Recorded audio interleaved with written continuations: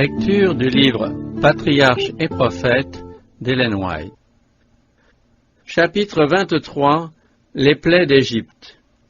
Des anges avaient donné à Aaron l'ordre d'aller au-devant de son frère Moïse, dont il était depuis si longtemps séparé. Ils se rencontrèrent près d'Horeb, au milieu des solitudes du désert, et eurent un très long entretien. Moïse rapporta à Aaron toutes les paroles du message dont l'Éternel l'avait chargé, et tous les prodiges qu'il lui avait donné mission d'accomplir. Ensemble, ils se rendirent en Égypte, et, arrivés au pays de Goshen, ils rassemblèrent les anciens d'Israël. Aaron leur communiqua tout ce que Dieu avait fait pour Moïse, puis les prodiges confiés à ce dernier furent renouvelés devant eux. Le peuple crut. Les Israélites comprirent que l'Éternel était venu les visiter, et qu'il avait vu leur détresse. Ils s'inclinèrent et adorèrent. Moïse avait aussi reçu un message pour le roi, et les deux frères se rendirent ensemble au palais des Pharaons en qualité d'ambassadeurs du roi des rois. « Laisse partir mon peuple afin qu'il puisse célébrer une fête en mon honneur dans le désert, dirent-ils au monarque. Qui est l'Éternel pour que j'obéisse à sa voix en laissant partir Israël, leur demanda-t-il. Je ne connais pas l'Éternel, et je ne laisserai point partir Israël. Le Dieu des Hébreux nous est apparu, répondirent-ils. Permets-nous d'aller à 3 journées de marche dans le désert, pour offrir des sacrifices à l'Éternel notre Dieu, de peur qu'il ne nous frappe par la peste ou par l'épée. La nouvelle de l'arrivée des deux frères et l'intérêt qu'elle excitait parmi le peuple étaient parvenus à la connaissance du Pharaon. Imaginant que ce royaume avait déjà subi des dommages par l'apparition de ces étrangers, il se mit dans une grande colère. « Moïse et Aaron, leur dit-il, pourquoi détournez-vous le peuple de son ouvrage? Ce peuple est maintenant très nombreux dans le pays, et vous les faites chômer de leurs travaux? » Durant leur servitude, les descendants de Jacob avaient, en quelque sorte, perdu la connaissance de la loi de Dieu, et s'étaient écartés de ses préceptes. Le sabbat avait été généralement abandonné, et les exactions des chefs de corvée rendaient son observation apparemment impossible. Aussi Moïse dit-il à son peuple que l'obéissance au commandement de Dieu était la première condition de la délivrance. Mais les oppresseurs eurent bientôt connaissance de ses efforts pour rétablir l'observation du sabbat. Sérieusement alarmé, le roi suspectait les Israélites d'une révolte et de l'abandon de leurs travaux. Ces projets, pensait-il, étaient la conséquence de l'oisiveté. Aussi, allait-il faire en sorte qu'il ne leur restât pas de temps à consacrer à de dangereux complots. Il prit immédiatement des mesures pour resserrer leurs chaînes et étouffer en eux cet esprit d'indépendance. Le même jour, des ordres furent donnés qui rendaient leur travail encore plus pénible. Les matériaux ordinairement employés aux bâtisses étaient des briques séchées au soleil. Leur fabrication occupait un grand nombre d'esclaves hébreux. Les murs des plus beaux édifices étaient faits de ces briques auxquelles on ajoutait un revêtement de pierre de taille. Pour rendre l'argile plus consistante, on y mélangeait de la paille dont il fallait de très grandes quantités. Or, le roi donna l'ordre de ne plus fournir de paille, et les bâtisseurs furent désormais obligés d'aller la chercher eux-mêmes, tout en livrant le même nombre de briques. Ce décret jeta les Israélites dans la consternation. En vertu du décret royal, ils se répandirent dans tout le pays pour chercher du chaume au lieu de paille, mais ils ne purent livrer la même somme de travail. Leurs contremaîtres furent cruellement battus par ordre des chefs de corvée égyptiens, et ils allèrent porter plainte au Pharaon. Le monarque les reçut en ricanant. « Vous êtes des paresseux, oui, des paresseux. C'est pour cela que vous dites, nous voulons aller offrir des sacrifices à l'Éternel. » Ils furent renvoyés à leur ouvrage, avertis par le roi que leur fardeau ne serait nullement allégé. Au moment où ils sortaient du palais de Pharaon, rencontrant Moïse et Aaron qui les attendaient, ils leur dirent exaspérés, « Que l'Éternel vous regarde et qu'il vous juge, vous nous avez attiré la défaveur du Pharaon et de ses serviteurs. Vous avez mis l'épée dans leurs mains pour nous faire périr. » En entendant ces paroles, Moïse fut consterné.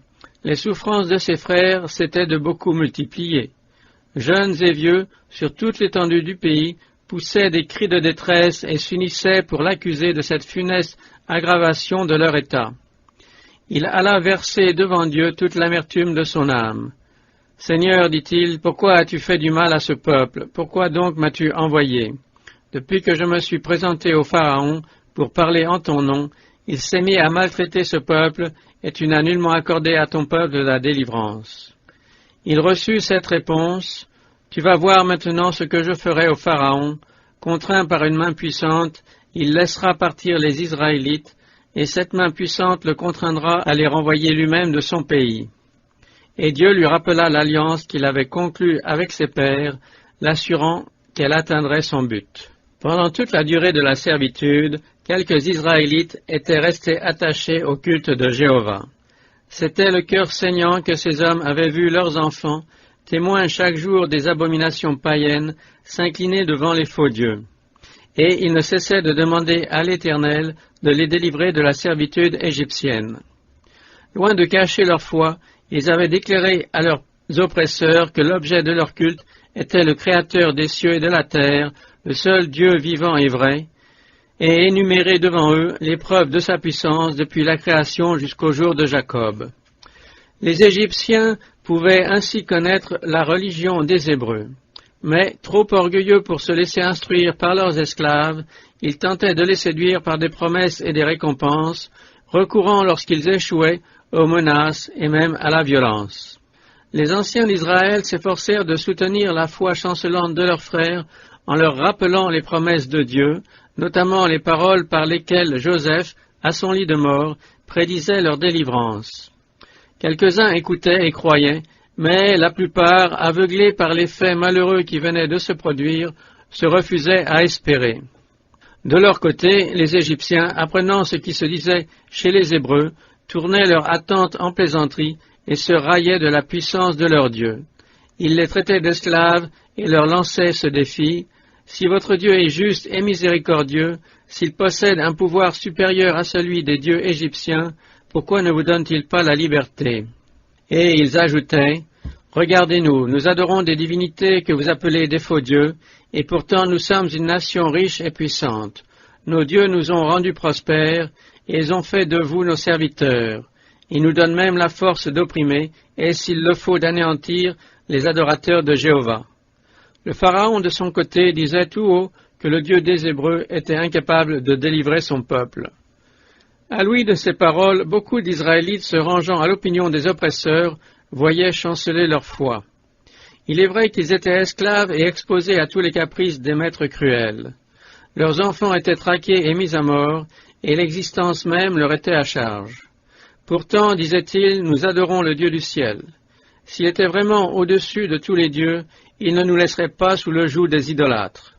D'autre part, les fidèles comprenaient que si Dieu avait permis leur esclavage, c'était parce qu'ils s'étaient éloignés de lui, parce qu'ils n'avaient pas craint de s'allier par mariage avec les païens et de verser ainsi dans l'idolâtrie. En même temps, ils déclaraient hautement à leurs frères que Dieu briserait bientôt le joug de l'oppresseur.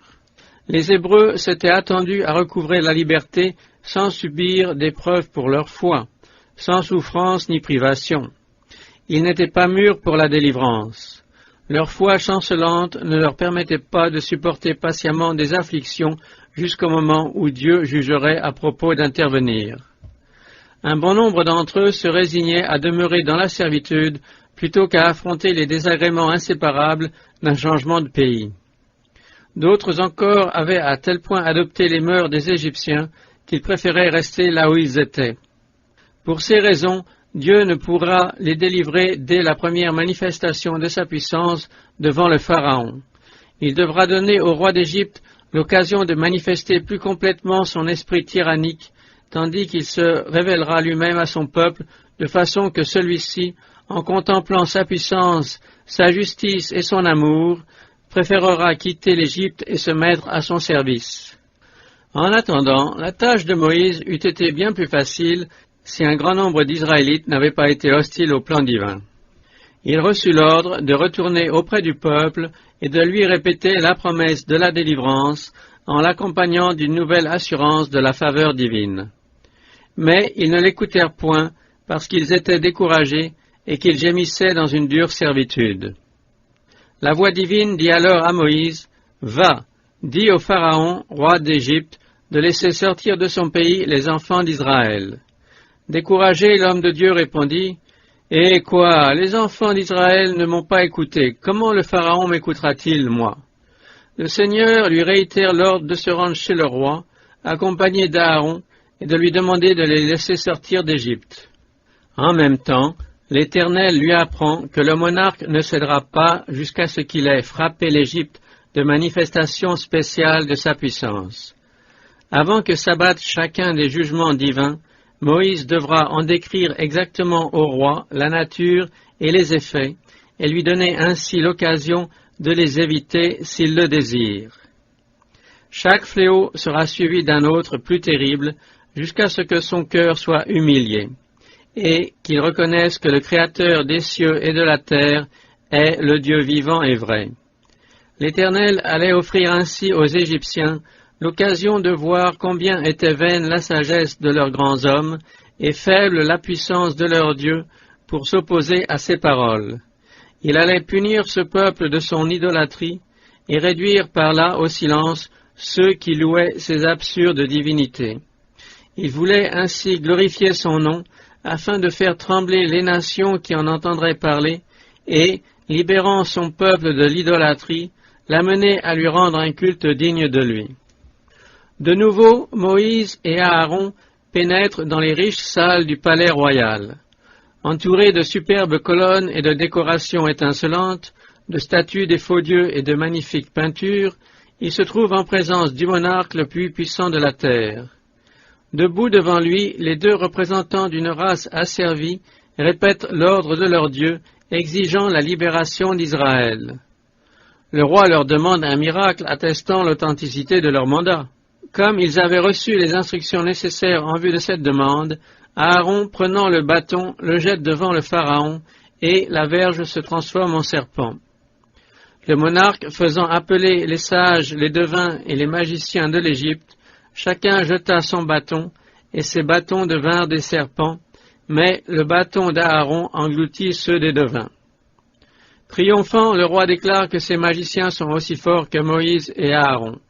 Il croit pouvoir en toute sûreté rejeter leurs demandes et qualifie d'imposteurs les serviteurs de l'Éternel, sans pouvoir cependant leur faire aucun mal.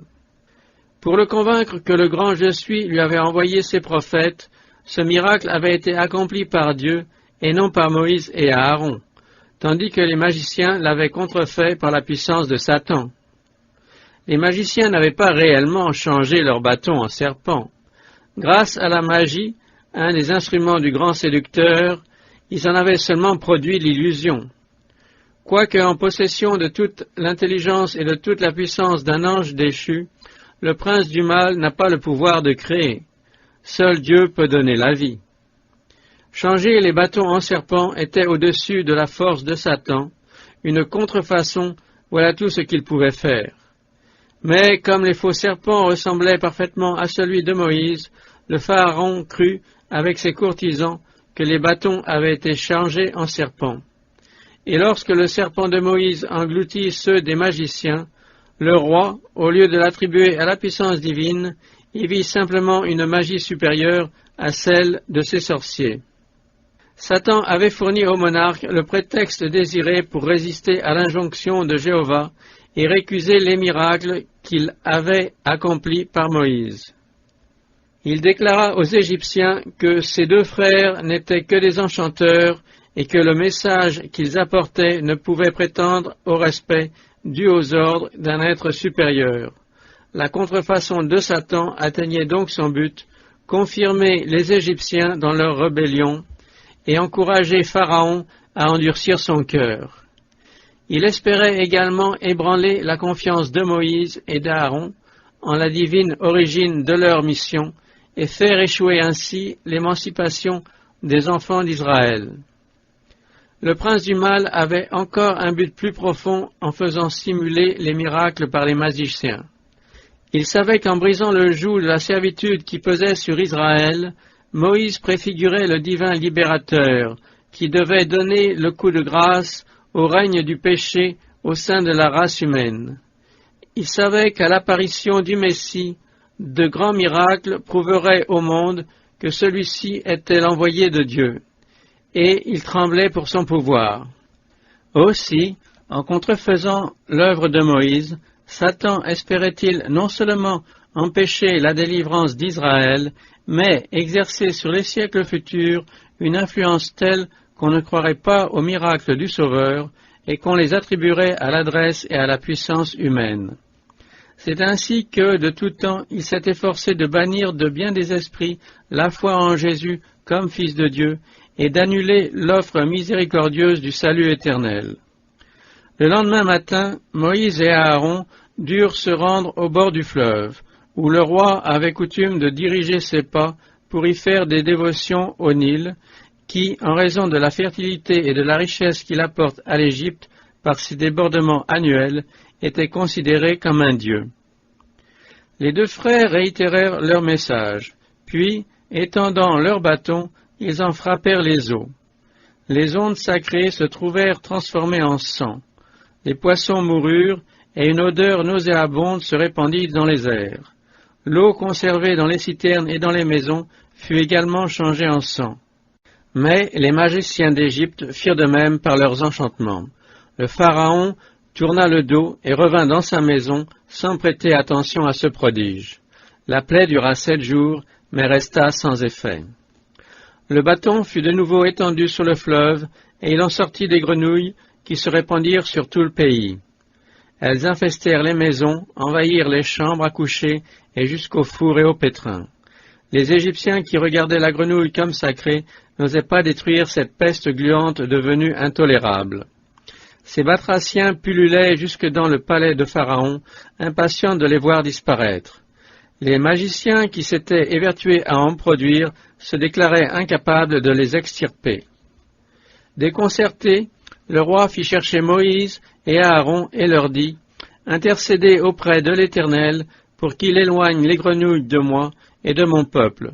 Je laisserai partir votre peuple afin qu'il puisse offrir des sacrifices à l'Éternel. » On lui rappela ses fanfaronnades et on lui demanda de fixer lui-même le moment de l'évacuation du fléau. Le roi fixa le jour suivant, tout en espérant que, dans l'intervalle, les grenouilles se retireraient d'elles-mêmes et lui épargneraient l'humiliation amère de se soumettre au Dieu d'Israël. Au temps fixé, les grenouilles moururent et, dans tout le pays, l'atmosphère fut empestée par ces corps en décomposition. Si Dieu les avait fait rentrer sous terre en un instant, le peuple y aurait vu le résultat des enchantements de ces magiciens. Au contraire, comme elles moururent et qu'on dut les entasser en monceaux, le Pharaon, ses savants et toute l'Égypte durent reconnaître que cette apparition n'était pas l'effet de la magie, mais un jugement du ciel. Le Pharaon, voyant qu'il avait du répit, endurcit son cœur. Alors, sur l'ordre de Dieu, Aaron étendit la main, et, dans tout le pays, la poussière de la terre se transforma en moustiques. Sommés par le roi d'en faire autant, les magiciens s'en dirent incapables, et chacun put constater que l'œuvre de Dieu était supérieure à celle de Satan. Les magiciens eux-mêmes dirent au roi, « Le doigt de Dieu est là. » Le monarque demeurant sourd aux appels et aux avertissements du ciel, un nouveau jugement devenait nécessaire. Pour qu'on ne l'attribuât pas au hasard, le moment de son apparition fut prédit. Une quantité de mouches venimeuses envahirent les maisons et couvrirent le sol, au point que tout le pays d'Égypte fut dévasté par ces mouches. C'étaient de gros insectes dont la piqûre était très douloureuse pour les hommes et pour les bêtes. Comme cela avait été prédit, la plaie ne s'étendit pas sur la terre de Goshen. Le Pharaon donna alors aux Israélites la permission de sacrifier à l'Éternel, mais sans sortir d'Égypte. Moïse refusa cette permission et en donna la raison. Il ne convient pas d'agir ainsi, dit-il, car les sacrifices que nous offririons à l'Éternel notre Dieu seraient une abomination pour les Égyptiens. Et si nous offrions sous les yeux des Égyptiens des sacrifices qui leur sont en abomination, ne pourraient-ils pas nous lapider? Les animaux que les Hébreux devaient sacrifier étaient regardés par les Égyptiens comme sacrés. En tuer un, même par accident, était considéré comme un acte digne de mort. Moïse ayant renouvelé la proposition de s'éloigner de 3 jours de marche, le Pharaon céda et supplia le serviteur de Dieu de faire disparaître le fléau. Il y consentit tout en l'avertissant de ne pas les tromper. La plaie fut arrêtée, mais le roi, dont le cœur s'endurcissait de plus en plus, retira ce qu'il avait promis. Un coup plus terrible l'attendait. Tout le bétail de l'Égypte qui était aux champs se trouva frappé de mortalité. Les animaux sacrés, aussi bien que les bêtes de somme, bœufs, brebis, chevaux, chameaux et ânes, tout fut emporté. Comme on lui avait déclaré que les Hébreux seraient indemnes de cette plaie, le Pharaon envoya des messagers chez les Israélites pour vérifier la véracité de cette prédiction. En effet, il ne mourut pas un seul animal dans les troupeaux des enfants d'Israël. Le roi persistant dans son obstination, Moïse reçut l'ordre de prendre des poignées de cendres de fournaise et de les répandre vers le ciel sous les yeux de Pharaon. Comme les autres plaies, cet acte était profondément significatif. 400 ans auparavant, Dieu avait montré à Abraham l'oppression future de son peuple sous l'emblème d'un brasier fumant et d'une flamme de feu, lui déclarant qu'il enverrait ses jugements sur les oppresseurs et que les captifs sortiraient de l'Égypte chargés de biens. Le geste de Moïse rappelait à Israël que s'il avait longtemps langui en Égypte dans la fournaise de l'affliction, le temps de la délivrance était arrivé. Projetées dans les airs, les cendres se répandirent dans tout le pays. Partout où elles se déposèrent, elles produisirent sur les hommes et sur les animaux des ulcères formés par une éruption de pustules. Jusque-là, les prêtres et les magiciens avaient encouragé le roi dans son opiniâtreté. Mais, frappés eux-mêmes par une maladie repoussante et douloureuse, exposés à un mépris d'autant plus humiliant qu'ils s'étaient vantés de leur pouvoir, ils renoncèrent à lutter contre le Dieu d'Israël. Le peuple entier se rendit compte qu'il était absurde de se confier en des magiciens qui ne pouvaient pas même protéger leur propre personne. Le cœur du Pharaon s'endurcissant de plus en plus, Dieu lui envoya ce nouveau message.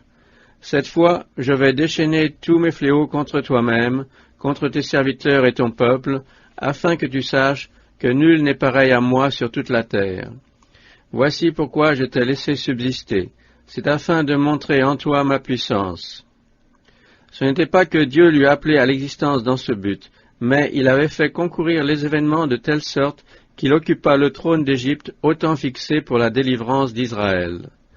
Le Seigneur avait conservé la vie de cet orgueilleux tyran, indigne de sa grâce, afin que son obstination donnât lieu à la manifestation de ses merveilles sur le pays d'Égypte. Il aurait pu placer sur le trône un roi conciliant qui n'eût pas osé résister aux éclatantes manifestations de sa puissance. Mais alors, ses desseins n'eussent pas été accomplis. Il avait livré son peuple à la cruauté des Égyptiens afin de lui faire connaître par expérience l'influence avilissante de l'idolâtrie.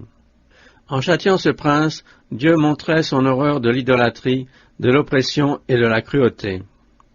Parlant du Pharaon, Dieu avait déclaré « J'endurcirai son cœur, et il ne laissera point partir le peuple. » Cet endurcissement n'était pas l'effet d'un pouvoir surnaturel et arbitraire. Dieu lui donnait des preuves irréfutables de sa puissance, preuves dont il refusait de reconnaître l'évidence, en fermant volontairement les yeux à la lumière. Chaque résistance le confirmait davantage dans sa rébellion, et il marchait désormais tête baissée au-devant de son destin. Il passera d'un degré d'obstination à un autre, jusqu'au moment où il sera appelé à contempler les visages inanimés des premiers-nés de tout son peuple. Dieu parle aux hommes par ses serviteurs. Par ses avertissements et ses censures, il donne à chacun l'occasion de se corriger avant que le péché soit trop enraciné dans son cœur. Celui qui refuse de s'amender en portera les conséquences, et Dieu ne s'interposera pas. Un acte coupable prépare le chemin au suivant et rend le cœur moins sensible à l'influence du Saint-Esprit jusqu'au point d'être incapable de le percevoir. Ce que l'homme aura semé, il le moissonnera aussi. Celui qui oppose à la vérité un scepticisme narquois ou une stupide indifférence récolta ce qu'il aura semé. Cela explique comment il arrive à des multitudes de gens d'écouter avec une placide insouciance des vérités qui, un jour, les remuaient jusqu'au fond de l'âme. C'est à ces risques et périls qu'on tranquillise une conscience coupable par la pensée qu'on pourra changer de conduite quand on le voudra. C'est une erreur de penser que l'on peut aujourd'hui se jouer des invitations d'un Dieu d'amour, quitte à y répondre demain quand on y sera disposé. et c'est étrangement s'abuser de croire qu'il sera facile, à la dernière extrémité, de changer de chef après avoir passé toute sa vie sous les ordres du grand rebelle. L'éducation, l'expérience, l'habitude des jouissances coupables déforment le caractère à tel point qu'il devient incapable de refléter l'image de Jésus. Contrairement à ceux qui n'ont jamais vu la lumière briller sur leur sentier, les hommes qui longtemps l'ont repoussée et méprisée voient venir le jour où elle s'éteint pour toujours. Maintenant, Pharaon est menacé du fléau de la grêle. Il reçoit ce conseil: « Fais mettre en sûreté ton bétail et tout ce que tu as dans les champs. Tous les hommes et tous les animaux qui se trouveront dans les champs et qui ne seront pas rentrés dans les maisons seront frappés de la grêle et périront. » Le bruit de la prédiction se répandit rapidement, et tous ceux qui crurent à la parole de l'Éternel firent rentrer leurs troupeaux.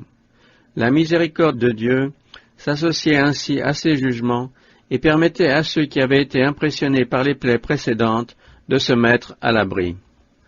L'ouragan arriva comme il avait été annoncé.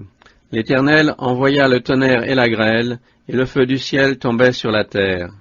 C'est ainsi que l'Éternel fit tomber de la grêle sur le pays d'Égypte. Il tomba de la grêle et du feu mêlé à la grêle, et celle-ci était si forte qu'on n'avait rien vu de pareil dans toute l'Égypte depuis que ce pays avait formé une nation.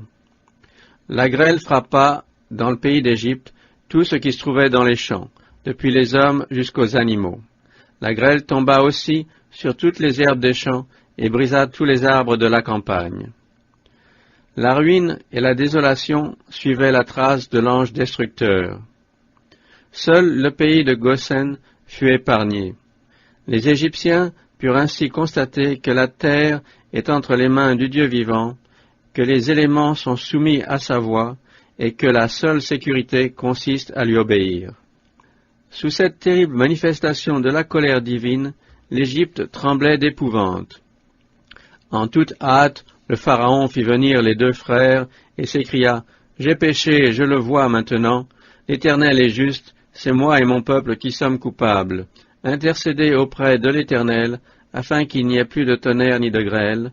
Je vous laisserai partir, et vous n'aurez plus à subir de retard. » Moïse lui répondit: « Dès que je serai sorti de la ville, je lèverai mes mains vers l'Éternel, le tonnerre cessera, et il ne tombera plus de grêle, afin que tu saches que la terre appartient à l'Éternel. Mais je sais que toi et tes serviteurs, vous ne rendrez pas encore hommage à l'Éternel Dieu. » Moïse savait que la lutte n'était pas finie, et que les confessions et les promesses du Pharaon n'étaient pas dictées par un changement d'attitude radicale, mais lui étaient arrachées par la terreur. Néanmoins, ne voulant pas lui fournir de prétexte à de nouveaux parjures, il acquiesça à sa requête. Sans prendre garde à la fureur de la tempête, il sortit du palais sous les yeux du Pharaon et de toute sa cour, témoin muet de la protection divine qui le couvrait. Après être sorti de la ville, le prophète leva ses mains vers l'Éternel, le tonnerre et la grêle cessèrent, et la pluie ne tomba plus sur la terre. Mais, dès que le roi fut revenu de ses craintes, la perversité reprit possession de son cœur.